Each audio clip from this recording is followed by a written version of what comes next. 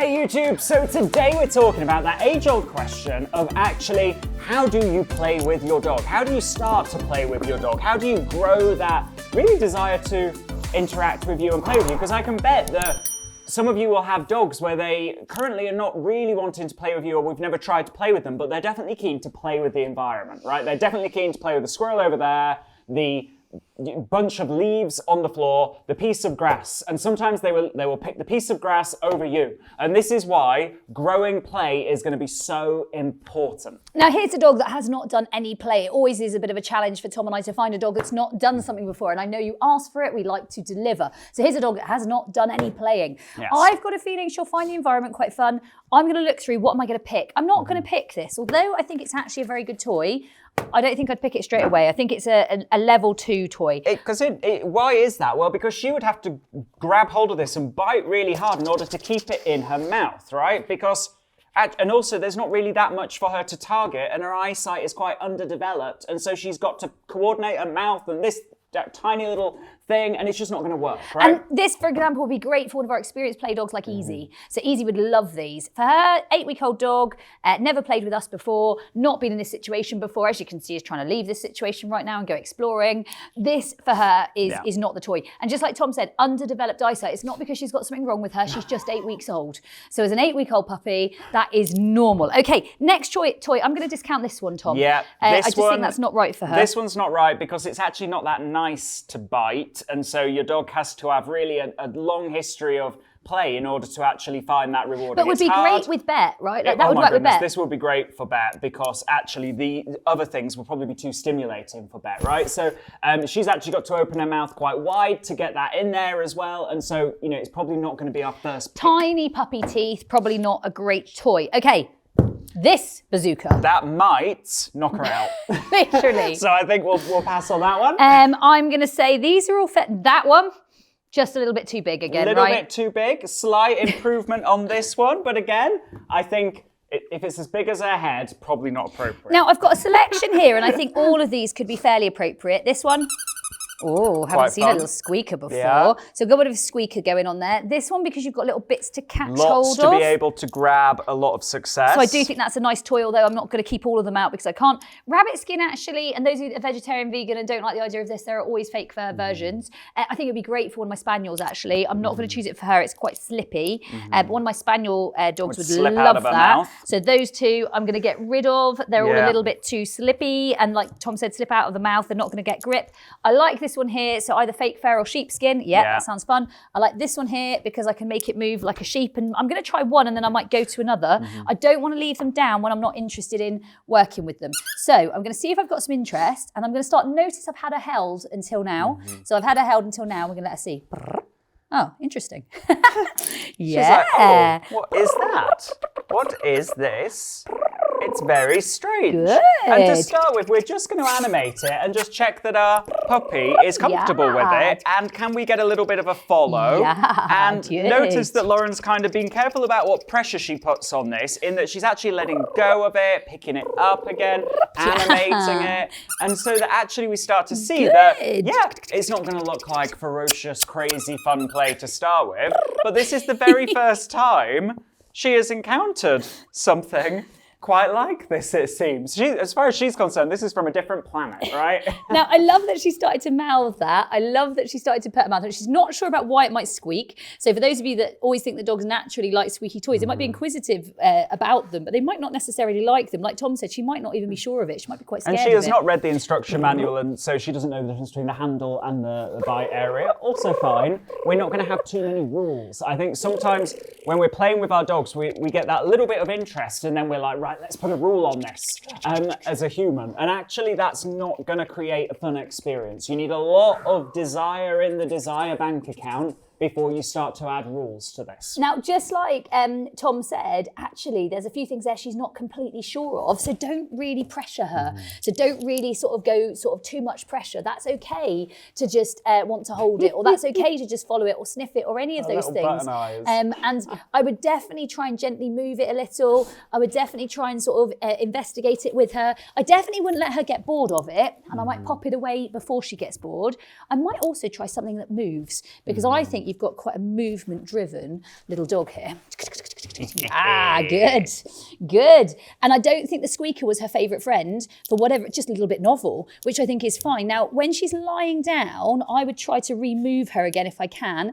And if she lets go, I would try and whiz it away from her mouth, but whilst being gentle. And as you can see, different toys evoke different reactions. So I've straight away pitched that actually I think Chase is probably bigger for her than Grab at the moment. And so that one there, we couldn't add a lot of movement into, whereas this one, you actually can add a lot more movement into. So it will be a lot easier to get her a little bit more stimulated on it. And so these are the things I'd be looking at straight away. Like you see how the toy choice can really change that. And actually this one, you could even get to a standing up point, I think, on. You wouldn't have to sit down with her. So you could actually move that around a little, get it. And you can see the collie bit, can't you? Stalk, right? The back off and try and arc and try and herd it. And what we're aiming for is to actually have her nose close to the toy or biting on the toy as much as possible. Otherwise, we'll just get more and more back off because that's, genetically in there. So we need to grow a bit more of what we want. It's not really play if they're staring at you from the next field, right? And so we probably need a bit of a closer interaction. And we do that right from that very first introduction and that very first session. And little things like once we can see that she likes this toy, we might even start to do a level of, because we've seen that, good girl. So actually quite quickly, because we've seen she's got that little bit of stalk and we don't want her holding off it, good girl. So very nice. Once you've seen the little hold off, actually try and then build so that they actually don't necessarily, you got it. So they don't necessarily, ready? Good girl. And you can see how quickly we can go from 0 to hero in one short play session. And just like you guys asked, you've seen a dog that's never managed to get hold of a dog that's never played before. Can we have her first session? Yeah, she was aware, she was worried. She wasn't sure why on earth would that toy squeak at her. What on earth has happened? And actually you can see quite quickly, good girl. How quickly you could build that up into a dog who actually has very good toy skills potentially. You can see all the makings of them without overfacing her. Short sessions, if it was me and I was playing with her for the next couple of weeks, this might be once, twice a day, maximum twice. I definitely wouldn't personally do it more than twice. I want to keep it really like hungry and cool and nice and fun. Little sessions in new spaces in the house. So I would just take this all around the house.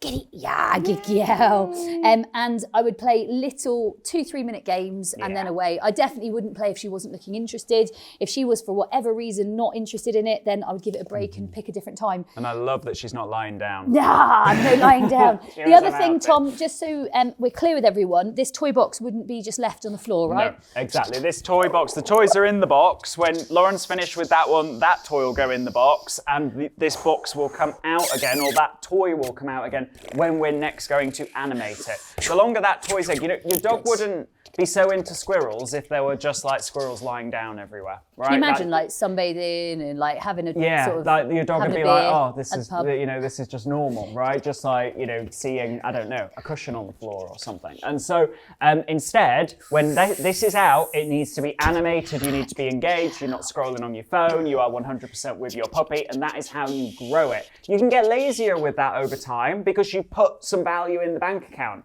But right now, we need to grow the value.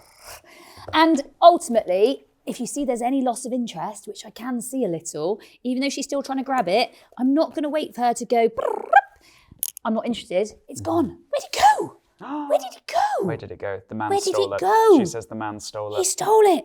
And that is kind of how I'd want to leave it. I wouldn't want to leave it that she's sat in front of her and she's gone, bored now, I'm done. I actually want to leave it that she's still hungry for a little bit more play. Yeah. And for me, the important thing is now she might get a toilet break, she might get a little drinks break, she might get a Kong in a crate, but she actually would have a rest. What I wouldn't do, I know, rest, calmness is, we're here at Absolute Dogs, we do calmness and we do rest. She's like, interesting. Antenna in considering what to do now. And what I would say is that the more that we practice this from day one with our young dogs, the better a response we get. We're going to get a more motivated, playful dog when we want them, but also a dog who has the ability to switch off when we don't. And I think that's important because that switch off is so needed. So hit subscribe, hit share, and we will see you next week. Remember, game changers, whatever the dog owning struggle, there's a game for that. If you haven't already, remember to subscribe to our channel. And check out our new 25-day online dog training challenge. Watch the videos, play the games, transform your dog owning struggles. As a loyal YouTube subscriber, you can get a 70% discount through the link in the description below.